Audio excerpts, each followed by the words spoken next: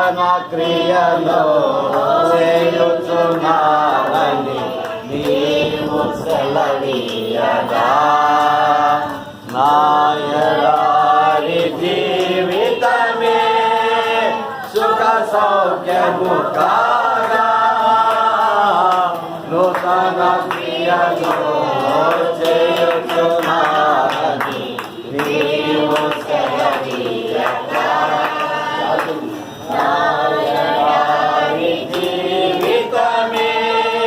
సుఖ సౌఖ్యము కాగా